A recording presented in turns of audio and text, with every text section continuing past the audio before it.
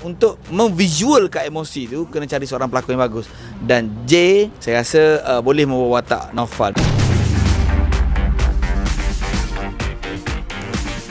Macam kita tahu Isay baru sahaja mengarahkan satu karya.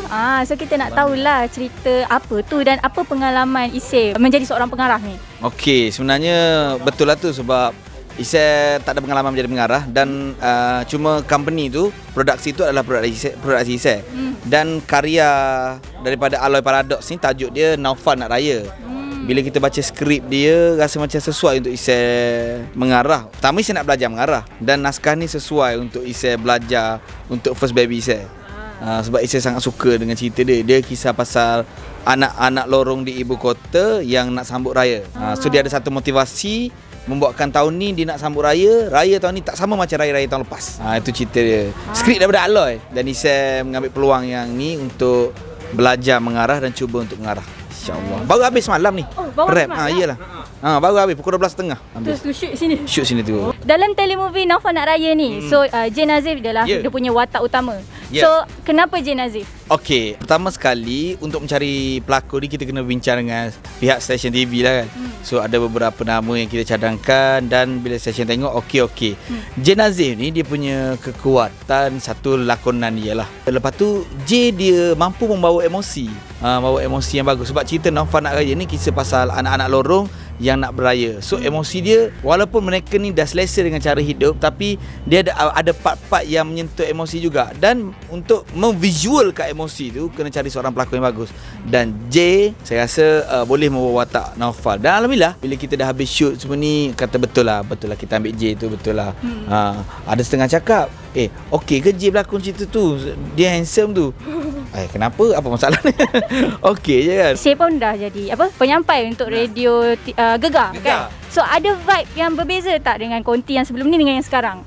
Di mana jua kita bekerja dia pasti berlainan. Yang lainnya ialah target market kita. Ini ada radio ketiga Isay. Yang pertama target market lain, yang kedua target market yang lain. Yang ni pun target market dia Pantai Timur. Tempat kita kan.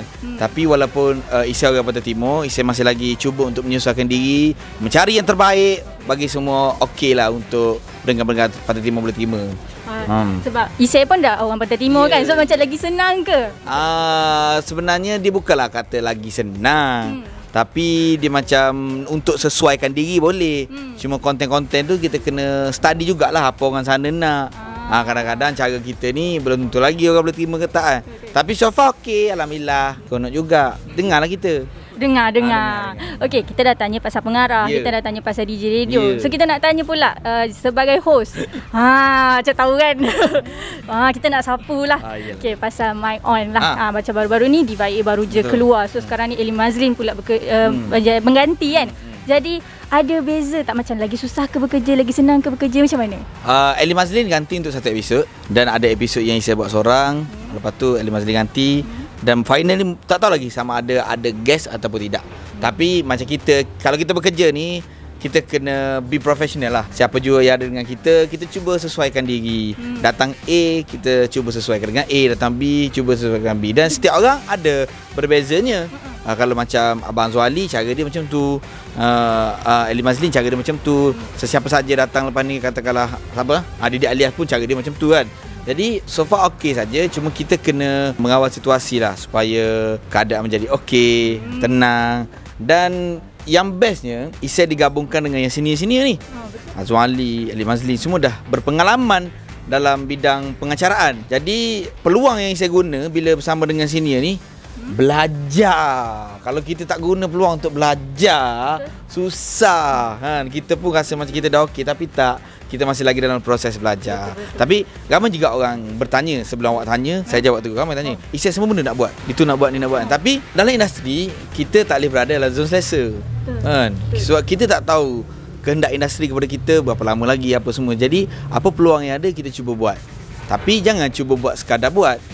Kita cuba buat dan target apa yang kita nak. Jadi masa alhamdulillah kederat masih ada ni, orang pun masih lagi nak juga sikit-sikit ni, kita cubalah buat yang terbaik. Dan pasal mengarah, pasal penerbitan ni memang Isay minat dalam belajar. Sebab belajar pun dalam bidang ni kan.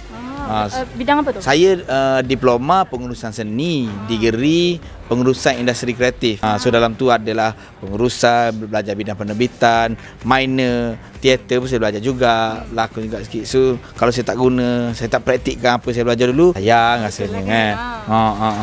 Okey, itu soalan dia kan. Nak tanya lebih kan susah pula kita kan. Tak apa cemas. Saya kalau dengan cemas dengan Boom Malaysia ni on je. Oh betul. Okey. Oh boleh. Nanti kita call. Okey. Kita pun dah habis dah soalan. Nanti jumpa lagi, kita akan tanya lagi soalan. Okey. Jadi kita jumpa lagi di video akan datang bersama dengan saya Cemaya Robun dari ISE. Kita jumpa lagi di video akan datang. Bye bye. Boom. Itu golek. Itu golek.